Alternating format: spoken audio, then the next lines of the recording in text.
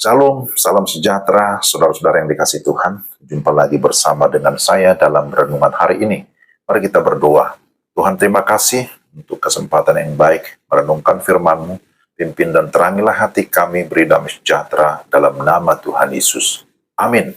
Pembacaan firman Tuhan dari Bilangan 32 ayat 10 sampai 12. Maka bangkitlah murka Tuhan pada waktu itu, dan ia bersumpah bahwasanya orang-orang yang telah berjalan dari Mesir yang berumur 20 tahun ke atas tidak akan melihat negeri yang kujanjikan dengan bersumpah kepada Abraham, Ishak dan Yakub. Oleh karena mereka tidak mengikut aku dengan sepenuh hatinya, kecuali Kaleb bin Yefune, orang Kenas itu, dan Yosua bin Nun, sebab keduanya mengikut Tuhan dengan sepenuh hatinya. Demikian firman Tuhan dari Bilangan 32 ayat 10 sampai 12. Tema kita tetap setia mengikut Tuhan. Saudara yang dikasihi Tuhan, dalam Bilangan 32 ayat 10 sampai 12, Tuhan murka terhadap bangsa Israel karena mereka tidak setia mengikutinya, kecuali dua orang disebutkan, yaitu Kaleb bin Yefune dan Yosua bin Nun. Mereka berdua mendapatkan janji Tuhan karena mereka tetap setia. Mereka mengikut Tuhan dengan sepenuh hati. Ayat ini mengajarkan pentingnya kesetiaan dalam mengikut Tuhan, bahkan ketika kita menghadapi tantangan dan godaan untuk berpaling dari Tuhan. Kita belajar pertama, kesetiaan diuji dalam perjalanan. Kesetiaan diuji dalam perjalanan. Bangsa Israel telah melihat karya Tuhan, tetapi banyak dari mereka tetap tidak percaya dan memilih untuk tidak mengikuti Tuhan sepenuh hati. Mereka memilih jalan yang instan dan nyaman, tidak mau susah melanjutkan perjalanan. Hal ini menunjukkan bahwa iman kita akan selalu diuji dalam perjalanan hidup. Apakah kita tetap teguh dalam iman atau terpengaruh oleh lingkungan sekitar? Yang kedua, Tuhan menghargai kesetiaan. Kaleb dan Yosua adalah contoh yang tetap setia kepada Tuhan.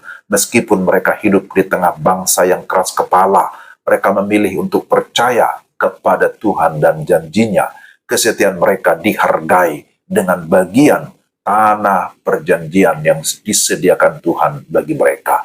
Yang ketiga, akibat ketidaksetiaan.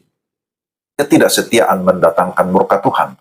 Bangsa Israel yang tidak setia kehilangan kesempatan untuk masuk ke tanah perjanjian. Ini menjadi peringatan bagi kita bahwa meninggalkan Tuhan dan tidak hidup dalam iman dapat membawa konsekuensi yang berat. Dan yang keempat, terakhir, tetap mengikuti Tuhan dengan sepenuh hati.